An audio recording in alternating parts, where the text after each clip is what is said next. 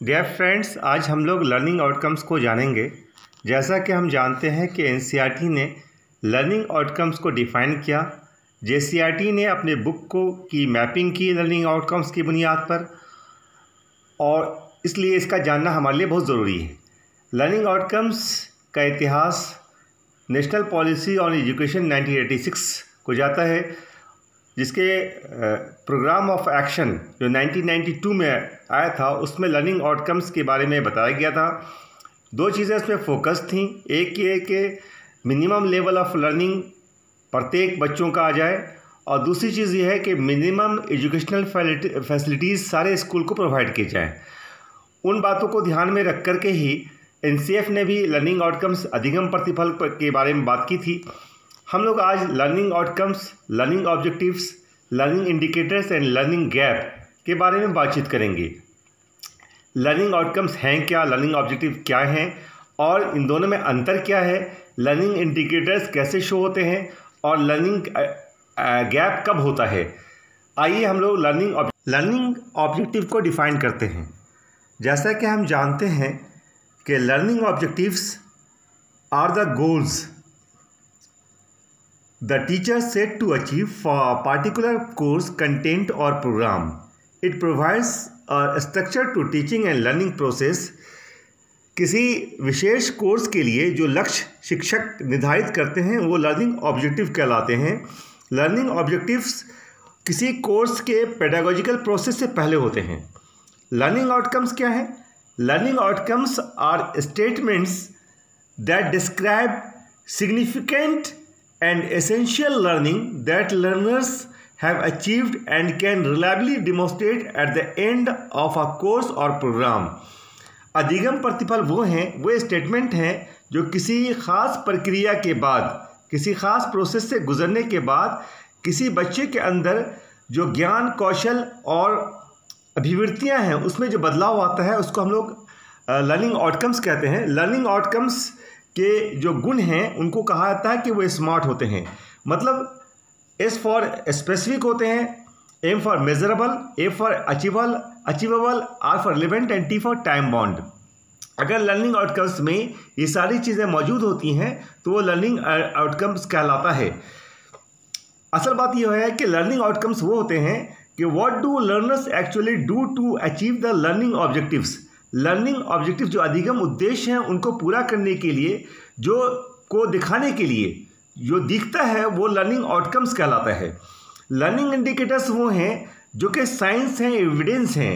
A learning indicator is the first sign that a student is practicising the skill that will lead to the desired performance outcome. ये evidence of learning है, science of learning है, और इनको कह सकते हैं कि check points of learning हैं। वो लर्निंग इंडिकेटर्स ही शो करते हैं कि लर्निंग आउटकम्स पूरा हुआ कि नहीं। अब आइए एक एग्जांपल के ज़रिए कि लर्निंग आउटकम्स को कैसे हम लोग लिखेंगे उसको जानते हैं। अगर हम क्लास 7 के एक लेसन को जो न्यूट्रिशन प्लांट्स को कहते हैं, पादपों में पोषण को लेके चलते हैं, तो हमारे लर्निंग ऑब्जेक्टिव्स ये हो सकते हैं। क्या होंगे? The students would be able to understand about different types of nutrition, to learn about photosynthesis, to know about the raw materials essential for photosynthesis, to know the difference between parasitic and saprophytic nutrition। लेकिन हमें ये कैसे पता चलेगा कि जो understanding है, जो लर्निंग है, जो उसने गेन किया है वो हो चुका है कि नहीं। How can we make the understanding visible? How can we make this learning visible? How can we definitely ascertain that the children actually know? ये बातें हम कैसे करेंगे? यहाँ पर हमें ज़रूरत पड़ेगी लर्निंग आउटकम्स की।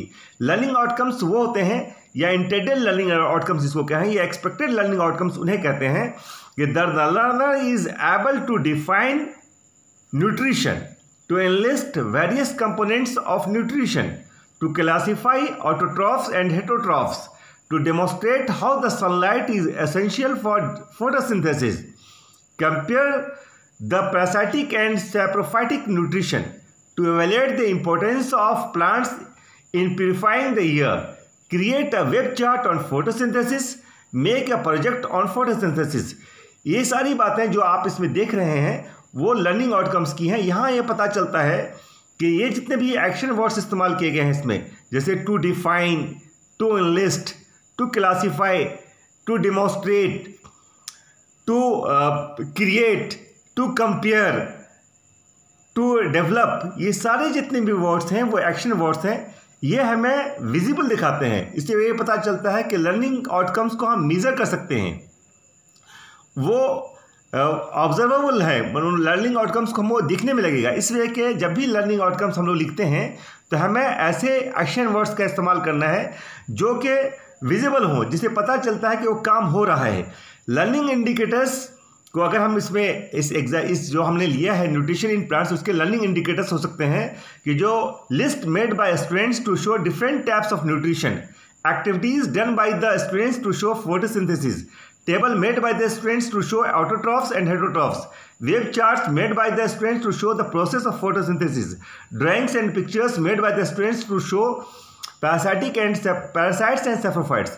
ये जो इंडिकेटर्स हैं वो इंडिकेटर्स इंडिकेट करते हैं whether the learning outcomes are met or not। With the help of these evidences, teachers can also identify the learning level of each outcomes। तो ये जो इंडिकेटर्स है वो बताते हैं, जैसे किसी बच्चे ने एक लिस्ट तैयार किया या बच्चे डिमॉन्स्ट्रेट कर पाते हैं या डिस्कस कर पाते हैं तो उससे टीचर को पता चलता है कि लर्निंग आउटकम्स किस हद तक लिया गया। आप जब उन सारे वर्ब्स को देखेंगे तो आपको लगेगा कि ये सारे वर्ब्स जितने भी हैं वो ब्लूम्स की टैक्सोनॉमी, ब्लूम्स ने जो टैक्सोनॉमी दिया था एजुकेशनल ऑब्जेक्टिव्स के लिए, कॉग्निटिव डोमेन के लिए जो टैक्सोनॉमी बनाई थी, उसमें remember, understand, apply, analyse, evaluate and create, ये उनका एक हायरार्किकल ऑर्डर था। जो रिमेंबर, अंडरस्टैंड, अप्लाई, ये जो लॉट्स हैं, lower order of thinking skills से लेकर के हायर ऑर्डर थिंकिंग स्किल्स की तरफ जाता है। इसमें जब बच्चे किसी चीज़ को रिमेंबर करते हैं, किसी चीज़ को उसके बाद अंडरस्टैंड करते हैं, उसको अप्लाई करते हैं, फिर उसको एनालाइज करते हैं और फिर इवेल्युएट करते हैं, तब क्रिएट करते हैं। इस बात का ख्याल रखना चाहिए कि जो हमने वर्ब्स वहाँ पर इस्तेमाल किए थे, जैसे to enlist, to define, to classify, to compare, to evaluate, ये सारे वर्ड्स ऐसे हैं जो कि इसके ब्लूम्स की टैक्सोनॉमी के हायरार्किकल ऑर्डर पर है।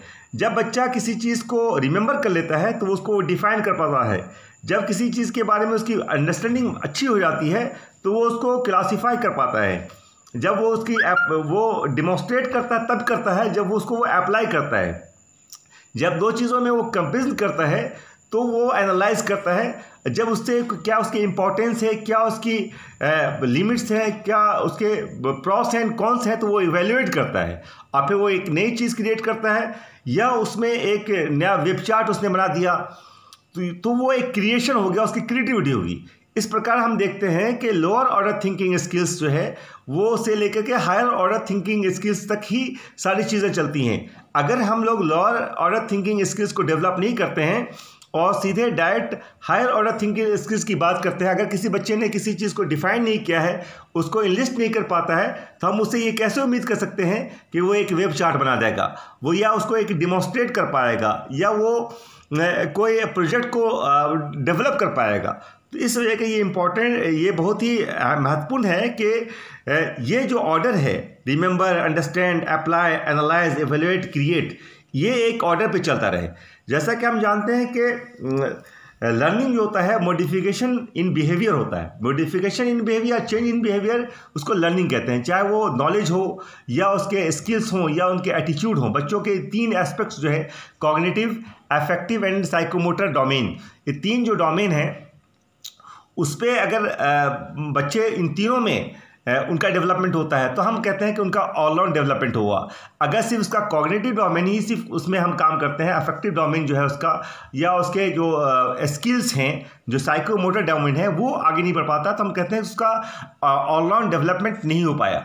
इस वजह कि इन तीनों डोमेन का होना ज़रूरी है और लर्निंग आउटकम्स इन तीनों डोमेन पे को फोकस होता है। लर्निंग आउटकम्स को हम कहते हैं कि वो किसी कक्षा के लिए या किसी वर्ग विशेष के लिए या किसी आयु विशेष के लिए जो पूर्व निर्धारित ज्ञान, कौशल एंड अभिवृत्तियां हैं, जिनका पूरा करना किसी ख़ास परिस्थिति से या किसी ख़ास प्रक्रिया से गुजरने के बाद होना ज़रूरी होता है, उसको हम लोग लर्निंग आउटकम्स कहते हैं।